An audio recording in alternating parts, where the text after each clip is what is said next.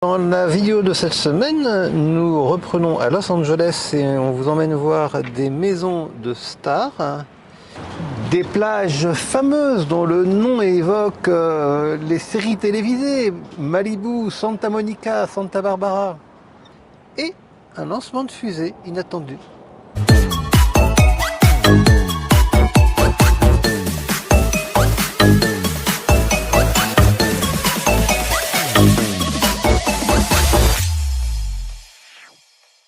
Bonjour.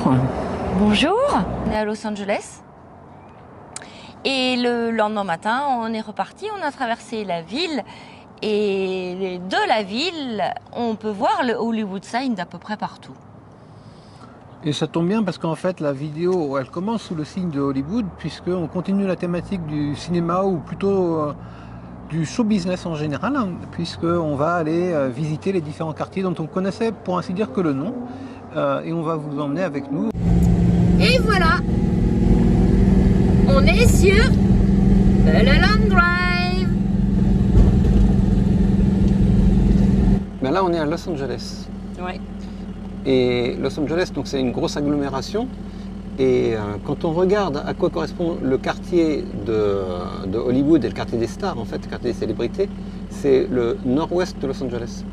Pour être plus précis, on était vers les studios qui se trouvent par ici, les studios d'enregistrement. On a Paramount, on a Warner, on a Universal qui sont par là. On vient de cet endroit-là. Et le Hollywood sign, il est là, il est d'ailleurs indiqué sur l'icône Hollywood sign où on est allé se promener ce matin. Et ensuite, on a pris cette route un peu verte, là, cette coulée verte, qui s'appelle Mulholland Drive, donc, qui abrite des maisons de célébrités. Mais c'est rien par rapport au quartier qui est en dessous, parce que là, on voit toutes les maisons de célébrités qui sont là. Ce quartier, il porte un nom très connu, c'est le quartier de Beverly Hills. Voilà. Et donc, c'est le quartier qui est entre Hollywood, au sens géographique, le quartier de Hollywood, et le Hollywood, on va dire, vraiment de la production cinématographique qui est là. Tout ça va se solder par une visite de Hollywood Boulevard qui est juste ici, qui mène à Sunset Boulevard, qui mène à la plage de Santa Monica. Donc pour résumer, c'est un petit quartier de Los Angeles. Allez, on y va, on vous emmène voir. Je sais pas ce qu'on va voir, hein. Peut-être qu'il y a des grandes barrières, mais bon. Bon, d'après nos sources, là, c'est la maison de Jack Nicholson. Alors, on guette. Ah, il est vieux, hein. Il a 87 ans, donc c'est ouvert, mais je vois personne dans une chaise. Là, c'est la maison de Joan Fontaine. Après, là, tu vois, t'as un virage. Ouais. Et tu fais 200 mètres, putain, Pamela Anderson. Non. Là-bas. Non. Oh, Man. Ah, je sais pas si vous allez voir. Je vois le toit, là, derrière l'IF. Manu, il fait demi-tour parce qu'on se retrouve chez les célébrités avec notre Oscar et qu'on n'a pas le droit d'aller plus loin. Ça va, man? Il y a écrit surveillance par drone, t'as vu? ouais, et marqué photographie interdite. Comment dire, tu te fais attaquer par des hommes armés. Ah bon? Moi, Je me fais attaquer par des hommes armés si je photographie. Security, photographie prohibited. C'est qui? Mais sur On sait pas qui c'est. Sur cette clôture-là. J'ai coupé un peu tôt parce que Manu me dit ah ouais, Je sais pas là. Ursula Andress par mais exemple. tu cliques sur une maison quelconque. Ouais, comme par hasard. Mais Toi, j'ai- c'était Pamela Anderson et. Non, j'en clique sur une autre là, Paulette Goddard. Toi, c'est des vieilles gloires. Paulette Elle est Goddard, morte déjà il y a 30 ans. Ouais. Mais c'est le Hollywood historique. Maintenant, on est sur Beverly Hills. On se dirige vers chez Tony Curtis. Là. Ah bon? Ouais. Là, on va chez Tony Curtis. Mm. Eh ben, allez, c'est parti. C'est vraiment marrant parce que vous ne le voyez pas, mais sur le GPS, le point d'arrivée, Manu, il a indiqué Tony Curtis. C'est quand même rare. Cette petite maison, mais elle n'est pas si petite. Hein. Ou Ce alors qui est vraiment intéressant de voir quand même, c'est toute l'industrie qu'il y a derrière ces personnes célèbres. Tous les gens qu'on voit ce matin sont que du personnel d'entretien. Ça va du blanchisseur au... ça c'est l'éclairagiste à il y a beaucoup de gens de la sécurité, donc des gens qui passent avec des pick-up et qui s'arrêtent chez les célébrités pour contrôler tous les systèmes d'alarme. En tout cas, ça embauche des gens. Ah, Et franchement, je sais pas s'il y a beaucoup de voyageurs qui ont fait ça. De venir avec leur véhicule en plein Los Angeles, voir les maisons. Nous, on est là avec notre vieil Oscar. Et ben le pire, c'est que les gens, ils nous font des gentils gentils, et signes. c'est assez calme. En fait, c'est comme si personne pensait à faire ça. En fait, c'est drôle. Hein. Je suis à Beverly Hills. On enchaîne après Beverly Hills. Nous allons maintenant sur Sunset Boulevard.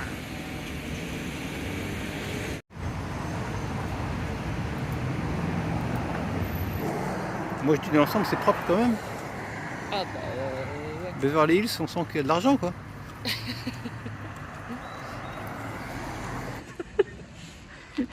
Quoi, Manu? D'après tes informations? Douglas, il habitait là, moi, j'ai un doute. C'est même pas la maison du gardien. C'est encore un coup de Google ou quoi? Non. Ici, ça c'est le mec à la Porsche, là. C'était le voisin de Kirk. Et de temps en temps, il l'invitait à boire un petit coup de whisky, un petit coup de scotch. Hey, Kirk, want a scotch? Il était là. Oui, parce qu'apparemment, c'est juste là, la maison de Kirk Douglas. Non, Manu, t'en as une autre. Mais chaque fois, on tombe sur la maison du gardien. Lui, il a un intérieur là-dedans.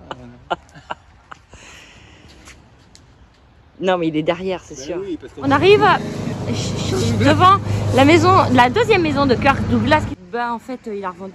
Enfin, ses héritiers ont vendu. Il y a des travaux partout, donc on ne voit rien. Mais non, mais Manu, on continue pas par là. On va chez qui maintenant? Chez Doris Day, elle est de l'autre côté. Doris Day, c'est celle qui chante Que c'est là, c'est là. Vas-y. Que c'est là. Whatever will be, will be. Doris Day, c'est la troisième ou quatrième maison de cette série-là. C'est vrai que c'est pas mal du tout. Là, je fais très attention quand je filme, parce qu'il y a quand même danger. Ça doit être quelqu'un de connu qui est derrière Manu, parce qu'il n'y a pas moins de 6 caméras de vidéosurveillance qui sont planquées dans la, dans la haie, avec bizarrement un petit oiseau qui pose dessus. Par là, derrière, c'est la maison de Madonna. Et on va essayer d'y aller par tous les moyens. C'est très très bien planqué. Ouais, derrière le portail nord. Normal. Et ça méritait bien un petit coup de rouge à lèvres, une petite robe pour être jolie sur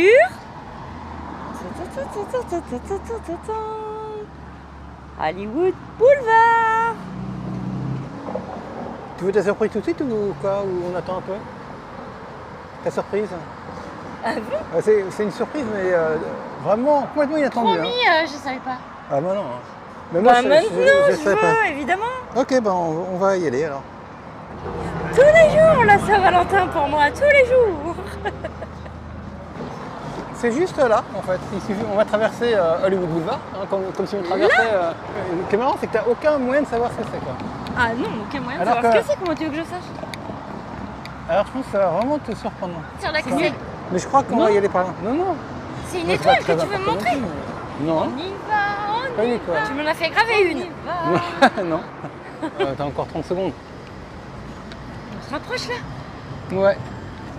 Tu m'as acheté un appartement Non. à Los Angeles? Non. Oh my god, I know what is it! C'est quoi? C'est ça la surprise. Bah ouais, c'est l'escalier. Ouais. Oh, C'est quoi? c'est l'escalier de Julia Roberts. Ouais. En fait, il arrivait de là, Richard Gere. Oui, je sais. Mais à cette époque-là, ils n'avaient pas construit ce truc-là. Il y avait un parc. Ouais. Il arrive comme ça avec sa voiture. Ah ouais. Ils ont coupé les palmiers. Comment t'as trouvé ça? C'est marrant. Ah ouais, c'est super marrant. On a la corniche avec l'avancée de la cage d'escalier. Elle doit être à une de ces fenêtres qui a été refaite aussi. Pas les appuis sont toujours là. Ouais.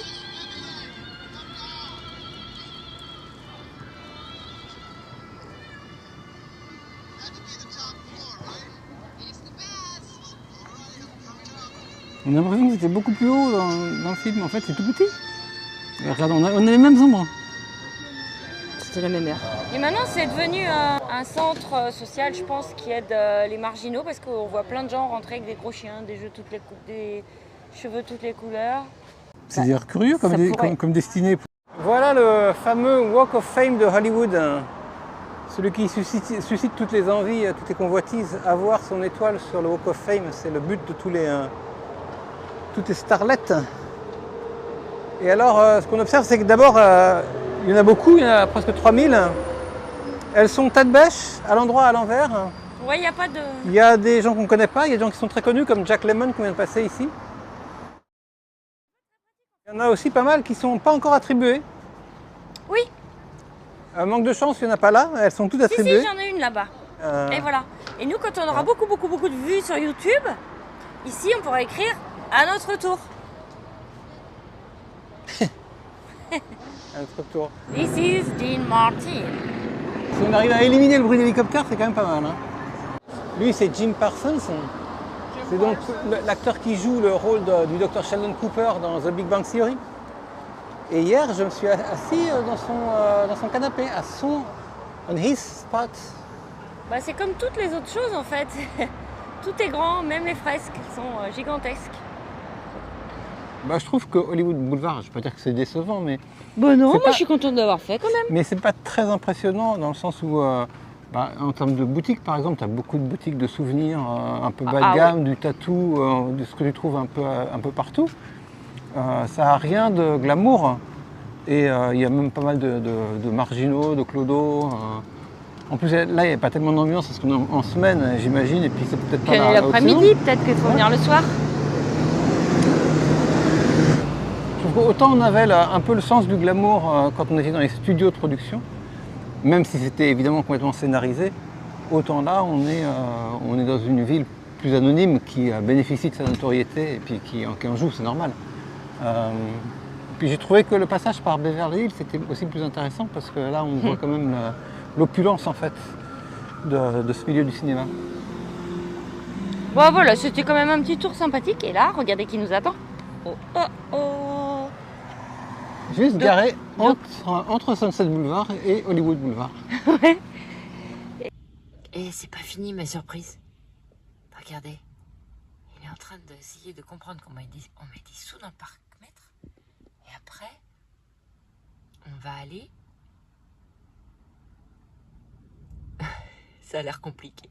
On va aller sur Rodeo Drive ou Rodeo Boulevard, je sais pas, là où Julia Roberts, elle faisait ses emplettes. Mais je sais pas encore où exactement.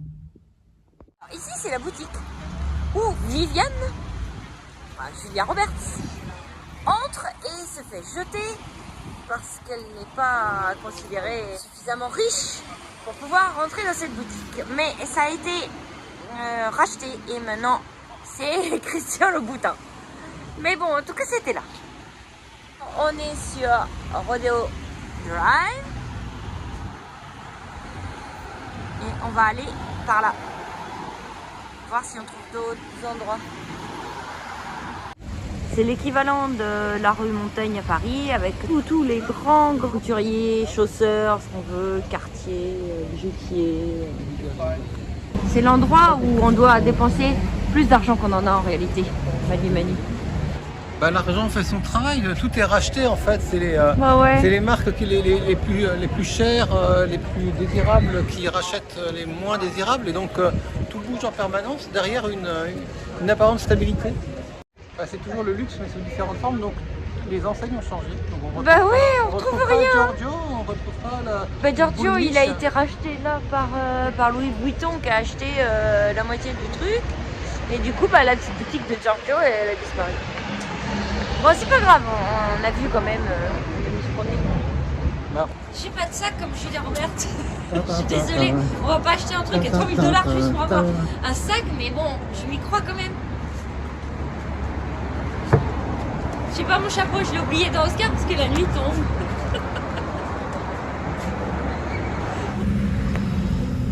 Et maintenant, voici le plus fort, Oscar sur Rodeo Drive. Rodeo Drive, c'est assez court, hein, ça fait quoi, 300 mètres de long, 400 mètres de long.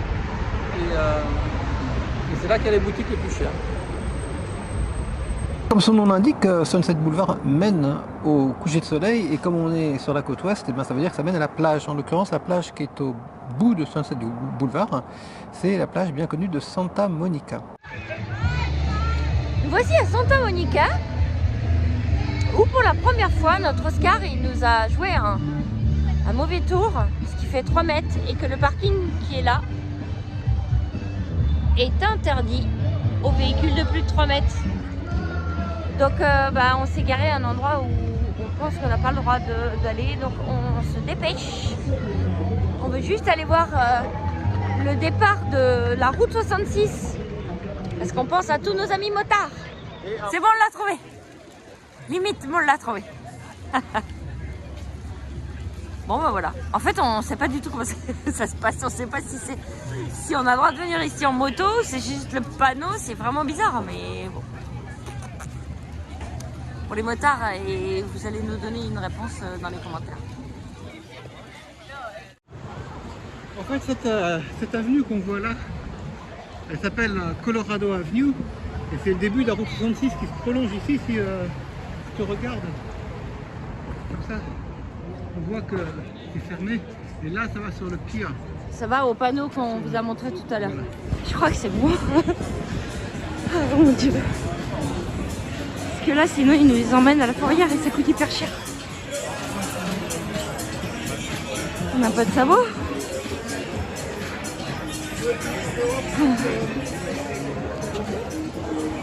Non, c'est bon. Santa Monica, on l'a visité très rapidement de nuit, et c'est 2 jours qu'on s'est dirigé vers une autre plage qui porte un nom très connu, c'est la plage de Malibu. Elle se trouve un peu à mi-chemin, enfin déjà un peu loin, à quelques dizaines de kilomètres au nord de Los Angeles. Et en gros, elle s'étend sur une assez grande distance, parce qu'il y a plusieurs plages qui s'appellent Malibu, le long d'une sorte d'autoroute qui longe la côte. À Malibu, on a continué à faire les imbéciles, puisque on a rejoué le générique d'Alerte à la Malibu. D'ailleurs, on vous conseille d'aller voir le short que j'ai posté cette semaine, parce que ça demande du travail aussi, ces petites choses-là. Et on a cherché la maison de Matthew Perry, qu'on a fini par trouver.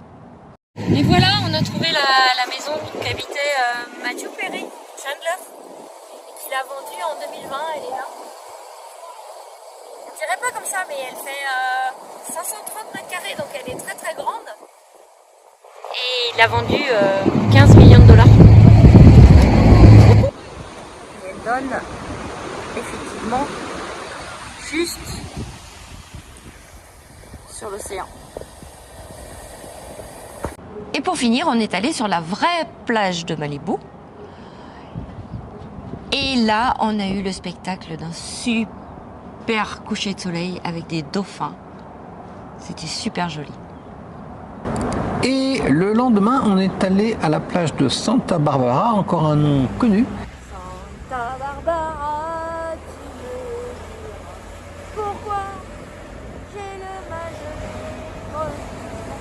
de C'est un peu différent, pour décrire comme ça vite fait. Malibu, c'est peut-être un peu plus à la mode, et Santa Barbara, c'est un peu plus résidentiel, paisible.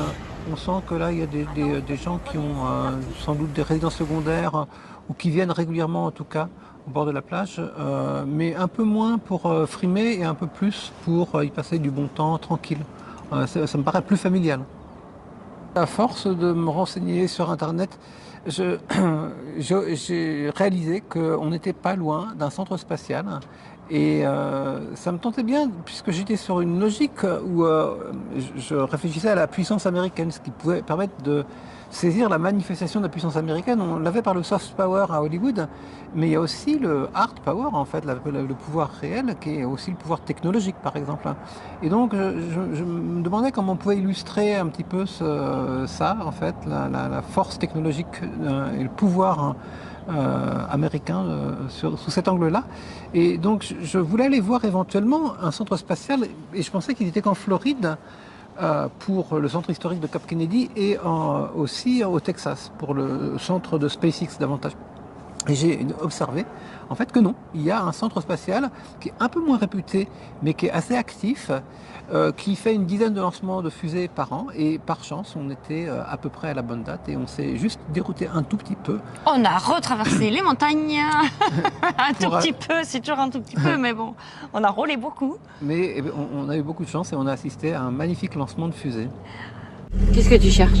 Je cherche d'où on peut observer le lancement de la fusée. Sachant qu'on sera à 5, 10 ou 15 km de la base, il y a des montagnes qui sont là. Donc je pense pas qu'on pourra forcément voir la base elle-même. Si je regarde avec la version satellite, pour en faire une meilleure idée. Le lancement de la fusée avait lieu à 19 h, donc on a rejoint un premier parking où on s'est gentiment fait jeter par le gardien qui nous a dit qu'il fallait qu'on aille un peu plus loin. Donc le parking était plein en fait, il y avait un quota. Voilà. Donc on est allé un petit peu plus loin et on avait un petit peu de réseau qui nous a permis d'avoir l'information comme quoi le lancement, comme très souvent, était retardé et qu'il n'avait pas lieu à 19 h mais à 21 h. Et donc à 21 h, on a repris la route et par chance, il y avait 2 voitures qui avaient libéré de la place et on s'est retrouvés en plein cœur des opérations. Voilà. C'était vraiment le meilleur endroit pour pouvoir observer ce lancement de fusée et c'était par chance et c'est sans doute parce que les personnes qui étaient parties ou bien pensaient que ce serait retardé à nouveau plus tard dans la nuit car effectivement il y avait d'autres infos qui disaient que ce serait à 4 h du matin. Voilà. Ou bien ils n'avaient pas eu d'informations du tout parce qu'il n'y avait pas beaucoup de réseau à vrai dire à cet endroit-là, curieusement. Donc on est sur un parking qui est un drôle de parking, c'est le parking d'une petite station de voie ferrée qui sert à la desserte des plages de surf. Et de ce parking, on peut accéder à une plateforme à partir de laquelle on peut voir un petit peu le lancement de la fusée. Et on est entouré d'une cinquantaine de personnes peut-être. Nous, ce qu'on aime bien dans le voyage, c'est faire des choses différentes.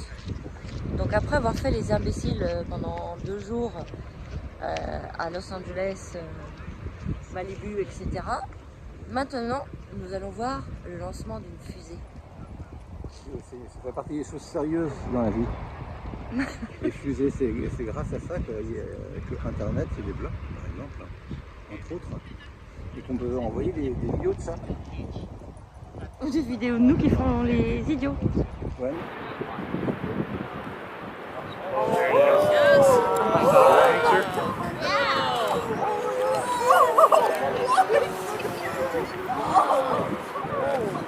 So bright.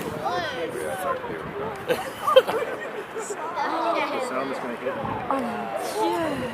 Wow. Oh my god, I can actually feel the heat.